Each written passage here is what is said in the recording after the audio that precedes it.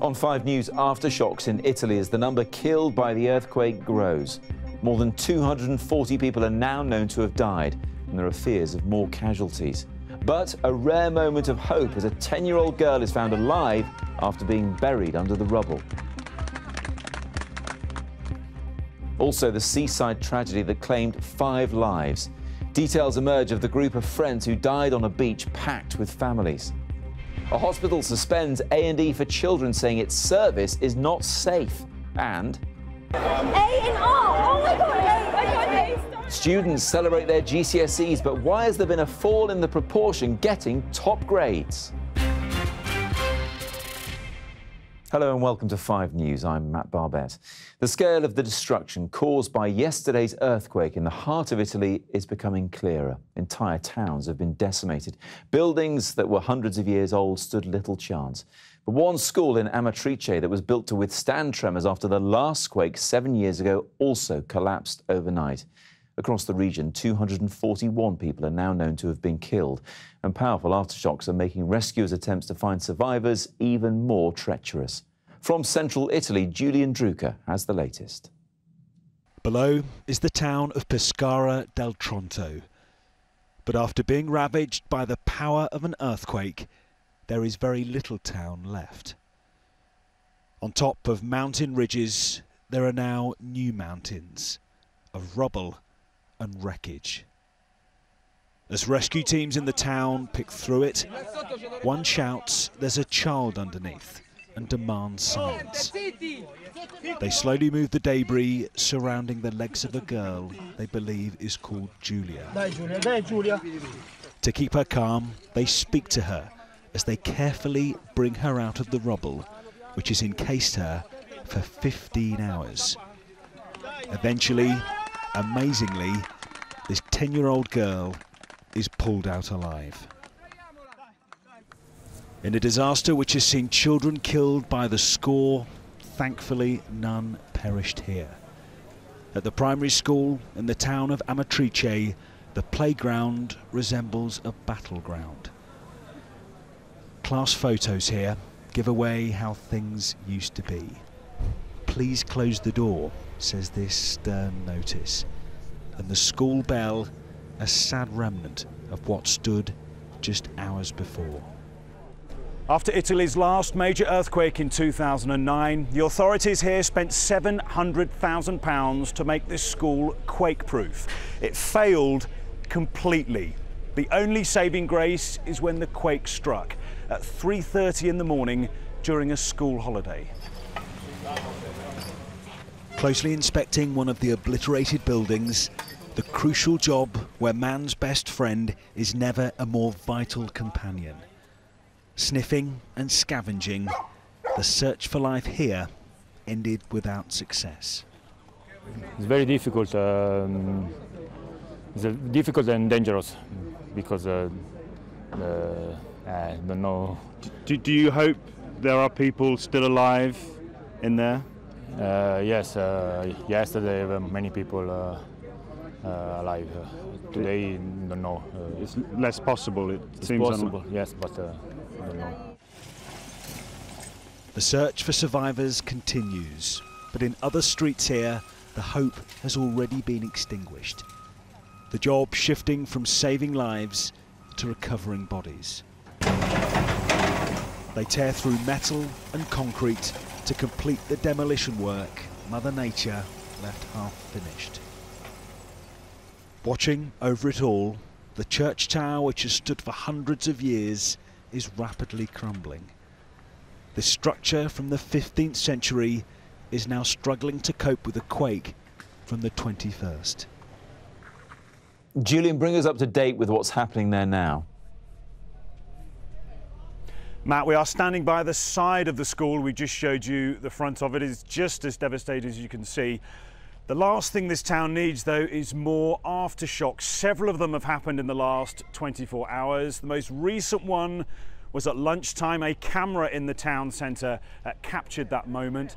4.3 magnitude. It sent up clouds of dust. It sent people scurrying for cover. Now, me and the cameraman, we were just down the road in a car. We felt the full intensity of that moment, and it is something the people here are just having to battle with. Now, could people still be pulled from the rubble this far on, 36 hours on? Well, one of the commanders here says by this evening that is extremely unlikely. Of course, someone did survive the Nepal earthquake, though, last year after 5 days. Also, that death toll has ballooned alarmingly. That is because the separate towns here are submitting their figures at the end of each day, so there is a real fear that those numbers could grow alarmingly this evening. Julian, many thanks indeed. The 5 men who drowned at a popular beach in East Sussex yesterday were a group of friends who'd been on a day trip from London. The emergency services at Camber Sands managed to pull 3 of them from the sea, but couldn't save them. The bodies of the other 2 were found later on. As Simon Viger reports now, the latest deaths have put more pressure on the authorities to provide lifeguards there. Another day at the beach, but the reputation Camber Sands has as a safe place to swim has taken a nosedive. Police patrols were very visible today and numbers were down. Regulars know not to get cut off on the sandbanks, but they're surprised at the lack of lifeguards. Very surprised there aren't any lifeguards, because usually the last year we came it was absolutely packed. So I was expecting something along here, some patrolling, just to see if everything was okay. Considering that there's so many children around here, I think there should be lifeguards. It would make it a lot more safe, and I would feel more safe to let my children roam free. Are you surprised that there aren't? Yeah, I am, actually. This was the scene last night as the last 2 of 5 bodies were recovered. Sussex police say they were 5 young men on a day trip from London. 4 of the victims are pictured here: Nithasan Ravi, Itushan Sri, Ken Nathan and his brother Kobe. It's not the first time this summer. Last month, 19-year-old Brazilian tourist Gustavo Silva de Cruz drowned at Camber Sands. There has never been a lifeguard station at this shallow beach. The beach patrol is purely for first aid, lost children and advice. The council says the RNLI advice is Camber Sands does not need lifeguards. But this is what the RNLI's general advice is today. What we would encourage people to do is make sure they are trying to choose a lifeguarded beach when they head to the coast. There are plenty to choose from, and when you're there, swim between the red and yellow flags. That means you've got a trained professional on hand to respond if there is an emergency. It was news to the local councillor. They've deemed it not necessary to have lifeguards on this beach. Listen, I'm councillor for this area. I want the beach to be safe. I want people visiting to be safe. If we need lifeguards on the beach, we need lifeguards on the beach, don't we? Regulars here are shocked but also bemused by how 5 day trippers can drown on a calm day. But it is another reminder that the sea deserves complete respect. And this afternoon there are tributes from the family of Nithasan Ravi saying he's an amazing kid, everybody loved him, he was very responsible. Also anger that this beach wasn't closed after the death last month. The council says that riptides are not the issue here. The official advice to them from the RNLI is that lifeguards are not the issue, but they told me tonight if that's what it takes to get back public confidence, that's what they will do. As you can see though, for the vast majority of people here, they have a great, fun and safe time, but you have to be aware of the dangers. Simon, thanks very much indeed. A Frenchman has been charged with the murder of British backpacker Mia Eilif Chung in Australia. The 21-year-old was stabbed to death at a hostel in Queensland on Tuesday night. Police have also charged 29-year-old Smail Ayad with 2 counts of attempted murder. Border officials are questioning 6 suspected illegal immigrants who are found in a small boat in the English Channel. Coast Guards intercepted the vessel off the coast of Kent early this morning. And the Yorkshire Ripper Peter Sutcliffe is back in jail for the first time in 32 years after being moved out of Broadmoor Psychiatric Hospital. The 70-year-old was deemed mentally fit by a tribunal earlier this month. Parents have had to be told not to bring children to a casualty unit in Staffordshire because it's been ruled clinically unsafe. Bosses at County Hospital in Stafford say a lack of professional staff forced them to take the drastic measure. It is the latest hospital to restrict A&E services in recent weeks. Layla Hayes reports. Just a year ago, Stafford's County Hospital opened the doors to a new £500,000 children's A&E department.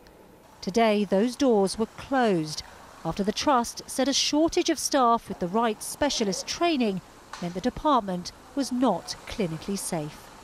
Adult A&E is still open here, but since 10 o'clock this morning, children's A&E has been closed. And that means any family that has a child with a medical emergency won't be coming here. The department's clinical director told me they simply haven't got enough paediatric resuscitation staff, so A&E had to close to keep children safe. Can you appreciate that people will be quite concerned by this, though? Oh, absolutely, and this decision certainly wasn't taken lightly. Our primary concern is always patient safety, and that's why we've made this decision. And you have no idea when it will reopen? Not at the moment, no. The county hospital is, of course, the renamed Stafford Hospital, which was the subject of a public inquiry after hundreds of unexplained deaths led to one of the biggest scandals in the history of the NHS. It's not the only hospital to be hit by A&E shortfalls recently. This month, Grantham and District Hospital announced it was temporarily closing its doors at night because of staff shortages. And in June, North Middlesex Hospital also conceded it was facing a number of issues around staffing the A&E department. In Staffordshire, patients are worried. Well, it's awful, and for the people that work here, for the whole community. It's, you know, Stafford's a big place. They're trying to deal with them many things, but they haven't got the staff to do it. They just, that's probably that's the problem. Oh, that's disgusting, that is. I mean, they keep closing everything, don't they? That's wrong, that is. It should be like keeping it open. Staff here say they won't reopen the A&E department until they're sure children are safe. But there are concerns that this is a short-term fix for what could be a very long-term problem. Layla Hayes, 5 News, Stafford. Still to come on the programme. How Poland has overtaken India as the most common birthplace for immigrants living in the UK. Thousands celebrate their GCSE results, but are girls doing better than boys again? And a new life for the man given a new face by surgeons. No more stares from strangers. I'm pretty much back to being a normal guy doing normal activities. All that and more coming up after the break.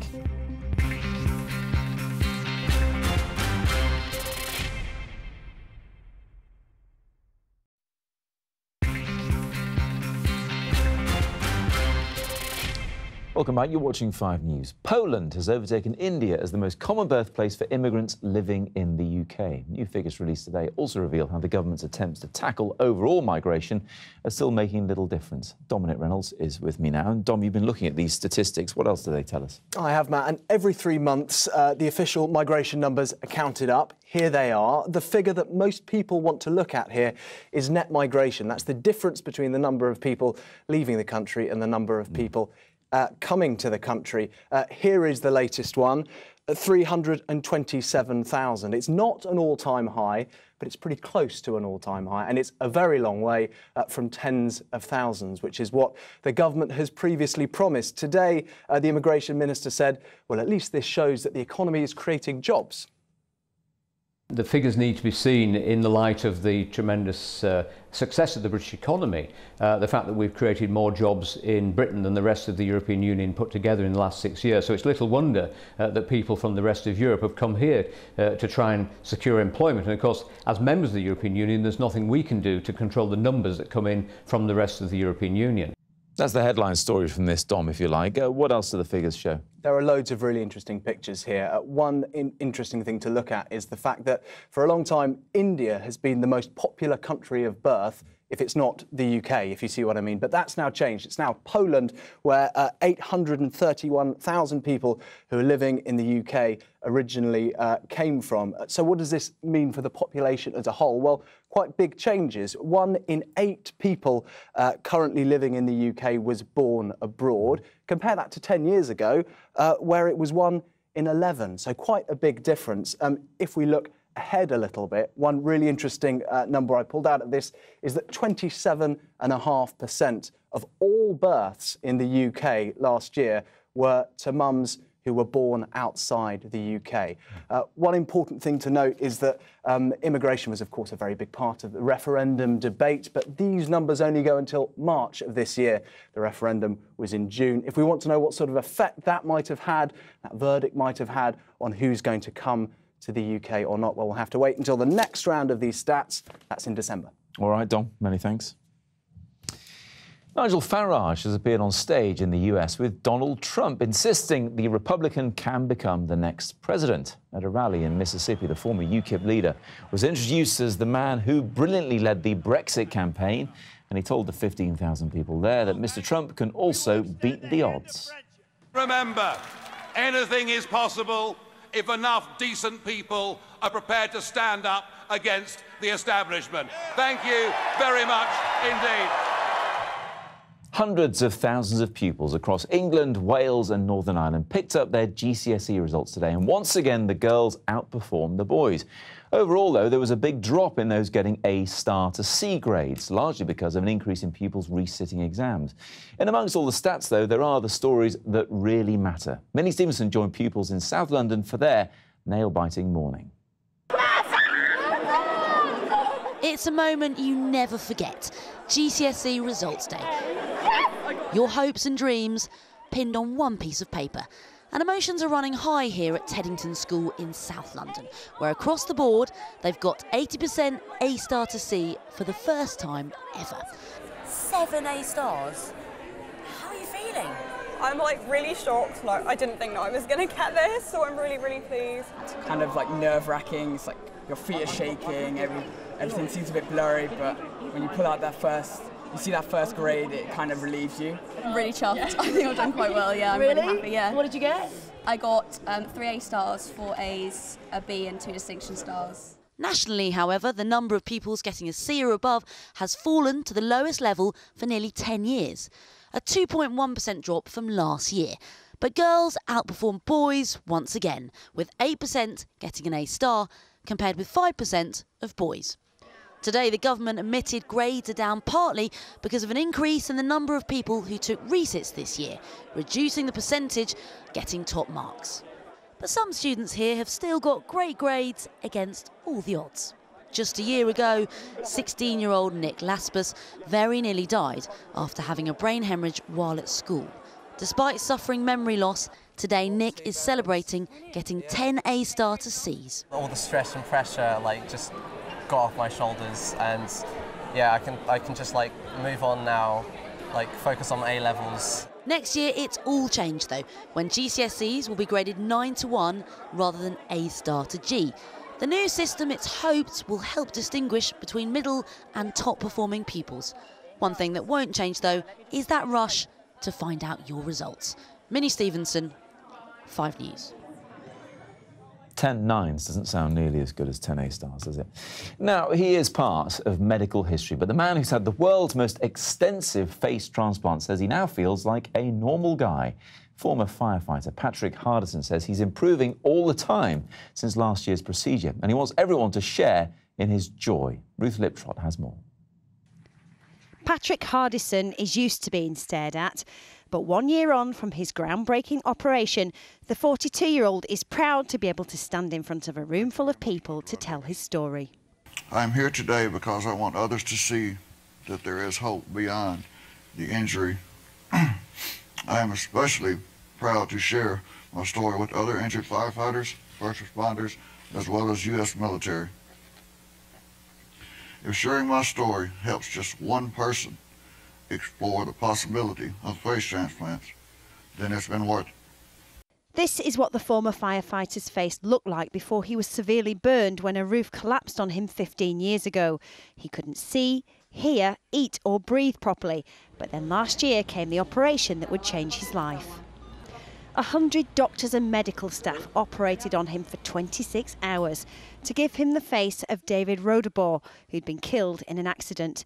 The operation was an immediate success, but since then the results have just got better and better, and his sight has improved too. I can now see to drive. It's great to take my kids to school. It's a great thing. I sleep better. It's just great. no more stares from strangers. I'm pretty much back to being a normal guy doing normal activities. My life has changed and it has been renewed. Some might see him as a medical miracle, but for Patrick, the real gift is getting the chance to be ordinary again. Ruth Liptrot, 5 News. Just remarkable. That's it for now, but I'll be back at 6:30 with 5 News tonight. I'll have more on that tragedy at Camber Sands. 5 friends on a day trip from London. They died together in the water there. Rescuers say they underestimated the tide. So what should you be looking out for if you're heading to the beach over the bank holiday weekend? How do you know if it's safe? We'll be hearing from the experts. I'll also be speaking to another of Team GB's Golden Girls. Webb turns, scores! That's the... This was quite simply one of the best moments of the Rio Olympics. The women's hockey team winning their first ever Olympic final. We'll hear from the woman who scored that vital winning penalty. Probably still just as happy as she was there. That's it for now, though. Sean Welby's got the weather next. I'll see you again in an hour for 5 News tonight. Thanks for watching. Bye-bye.